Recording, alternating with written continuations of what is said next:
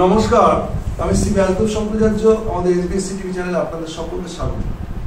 আজকে আলোচনার বিষয় হচ্ছে, সবাই বলছে এত ব্যবসার সম্বন্ধে বলছে না, আমাদের ব্যবসার সম্বন্ধে বলবেন না, আমরা কি মাছ বিক্রি করি বলে তাই? আর আমরা বলবো না। বলছে আমাদের ব্যবসাতে অনেক সময় লস হয়, অনেক সময় লাভ হয়, কিছুতেই ঠিকঠাক করে চলতে পারে না। এর কারণটা কি? আমরা তো ছোট্ট একটা জায়গার মধ্যে ব্যবসা করে আমাদের কি আবার স্কোয়ার ফিট কিছু করা যায়? আমাদের তো ঝুড়ির মধ্যে মাছ থাকে, ট্রেনের মধ্যে মাছ থাকে, বিভিন্ন জায়গায় মাছ থাকে, তা আমরা কি করে বুঝবো? এখন ব্যাপারটা হয়েছে মাছের ব্যবসাটা কে প্রদান করে? আর বৃহস্পতি, রাহু, কেতু। বৃহস্পতি কেন? বৃহস্পতি হচ্ছে লক্ষ্মী কারক। আমাদের সনাতনীয় শাস্ত্রানুসারে আমাদের বেশ কিছু পূজা রীতি রিওয়াজ রয়েছে যেখানে মাছকে গুরুত্ব দেওয়া হয়। মাছের একটা বৈশিষ্ট্য সেখানে আমরা পাই। অনেক সময় দেখবেন কোজাগরী লক্ষ্মী পুজোতে জোড়া ইলিশ পুঁটি নিয়ে এসে বাড়িতে রাখা হয়, এবং বৃহস্পতিবার দিন অনেককে বলা হয় যে মেয়েদেরকে মাছ ভাত খাওয়ার জন্য বলা হয়, যে তোমরা খেতে পারো, লক্ষ্মীরা মাছ ভাত না খেলে কিছু হয় না। এটা সত্যি কথা তো, মানে এটা প্রোটিন জাতীয় খাদ্য। আমাদের মায়েরা, বোনেরা, দিদিরা, পিসিরা যেভাবে বাড়িতে পরিশ্রম করে, তো এদের খাওয়া ভালো মন্দ যত খাবে তাদের সুস্থ স্বাভাবিক থাকবে এবং জীবন ভালো অতিবাহিত হবে, আমাদেরকে সামনে রাখতে পারবে। এবং মাছের চিহ্নটাও যদি আমরা দেখি তাহলে দেখব একটি মাছ আর একটি মাছকে কামড়ে ধরে বসে আছে মীন রাশি। একটা অসাধারণ মানে সুন্দর বৈশিষ্ট্য, যেখানে বৃহস্পতিকে বলা হচ্ছে সে গুরুদেব, মানে দেবতাদের গুরুদেব। সেই বৃহস্পতিকে আবার চিহ্নিত করা হচ্ছে মাছের কানেকশনের সঙ্গে। তার মানে কি, যে শাস্ত্রানুসারে কোনো কিছুকে বাদ দেওয়া হয়নি, বাদ দিয়ে রাখা হয়নি। তাহলে যে সকল জাতক বা জাতিকার ক্ষেত্রে রাশিচক্র অনুযায়ী বৃহস্পতির অবস্থান ভালো হবে এবং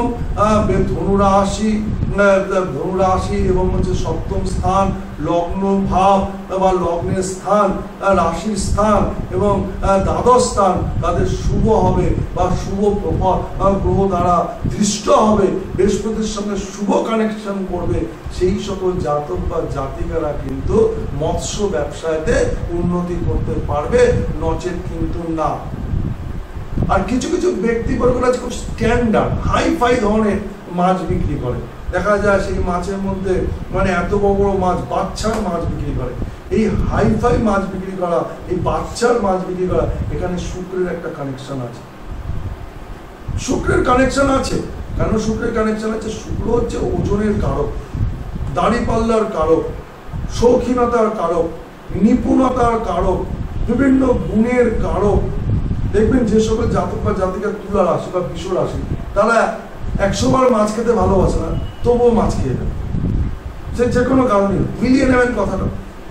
তার মানে দেখা যাচ্ছে রাশি চক্রের লগ্ন, দ্বিতীয় স্থান, সপ্তম স্থান, অষ্টম স্থান, দ্বাদশ স্থান, বৃহস্পতি শুভ কানেকশনে, মীন রাশির শুভ কানেকশনে এই জাতক বা জাতিকাদের ক্ষেত্রে মৎস্য ব্যবসা হওয়া সম্ভব। এবং শুক্র যদি তার মধ্যে শুভ প্রভাব ফেলে তাহলে চিন্তা করার কোনো কারণ নেই।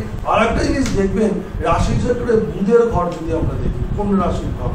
কোন রাশিতে দেখবেন নৌকা রয়েছে, একটা বাণিজ্যিক ব্যাপারটা রয়েছে। একটি মেয়ে তার মধ্যে ধান নিয়ে বসে আছে।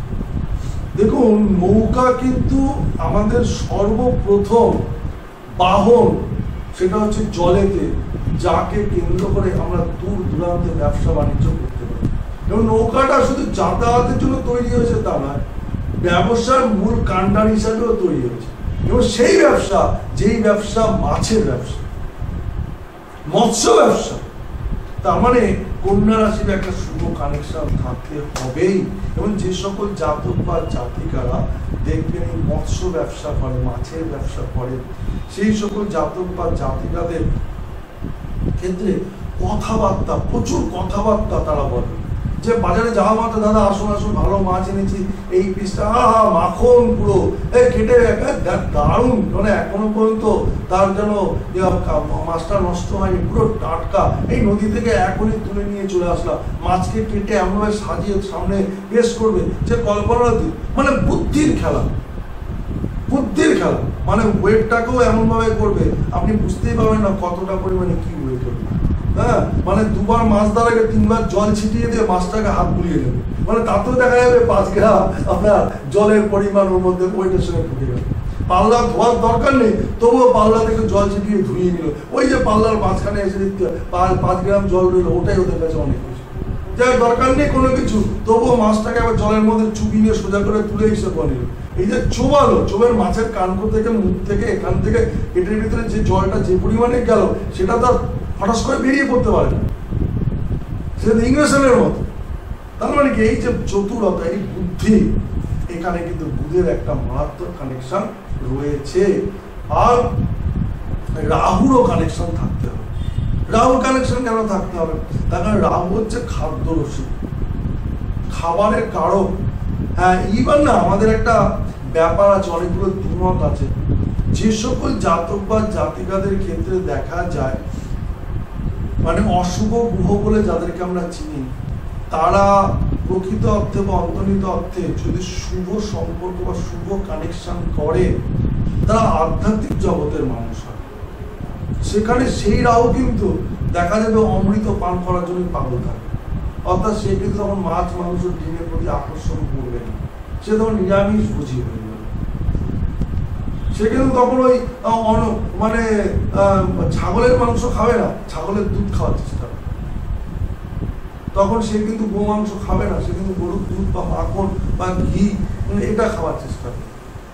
হ্যাঁ, যদিও আমি কথাটা মুখ দিয়ে বললাম, এর জন্য ক্ষমা প্রার্থী হবে।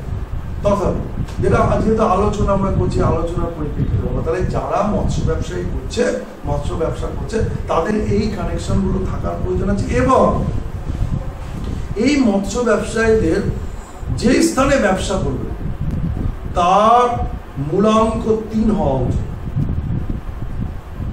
মূলাঙ্ক 3, মূলাঙ্ক 13 যোগ করলে যাতে 4 আসে, মূলাঙ্ক 23 যোগ করলে যাতে 5 আসে, এইটা কিন্তু মস্তিষ্কের মধ্যে ঢোকাতে হবে। মূলাঙ্ক হচ্ছে 90 যোগ করলে যাতে 9 আসে,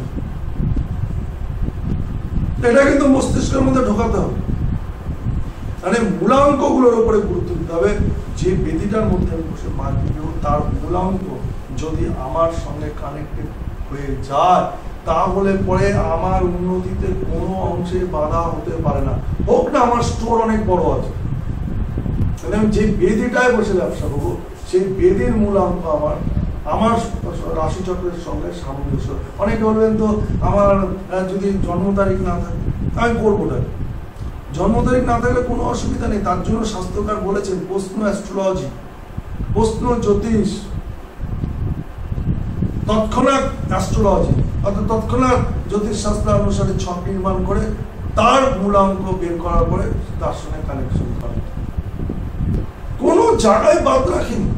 তাই যে সকল জাতক বা জাতিকারা মৎস্য ব্যবসায় উন্নতি করতে চান, তাদের এই কানেকশন গুলো যদি দেখেন, যদি ঠিক থাকে তাহলে উন্নতি, আর যদি না হয় তাহলে অবনতি। আর যদি উন্নতি করার পরেও অবনতি হচ্ছে, অবশ্যই জ্যোতিষের পরামর্শ নিন, একজন বাস্তুবিদের পরামর্শ নিন, তাহলে হবে। তবে শুধু বাস্তুবিদের পরামর্শ নিতে হবে না, যে ব্যক্তি জ্যোতিষ এবং বাস্তু দুটো নিয়েই প্যারালালি চলে, সেই ব্যক্তির সঙ্গে কানেকশন রাখতে হবে। কারণ বাস্তু হলে পরে মূল অ্যাস্ট্রোলজি সম্বন্ধে তার নলেজ থাকবে না। মূল অ্যাস্ট্রোলজি শুধু যদি সে চলে, তাহলে বাস্তু সম্বন্ধে তার নলেজ থাকবে না। আর যদি সে দুটোকে প্যারালালি নিয়ে চলে, তাহলে কিন্তু যথেষ্ট পরিমাণে দুটোর সঙ্গে কানেক্টিভিটি রেখে সে কিন্তু মডার্ন অ্যাস্ট্রোলজির পরিপ্রেক্ষিতে আপনার জীবনকে সুন্দর করবে। 100%। ভালো থাকুন, ঈশ্বর মঙ্গল।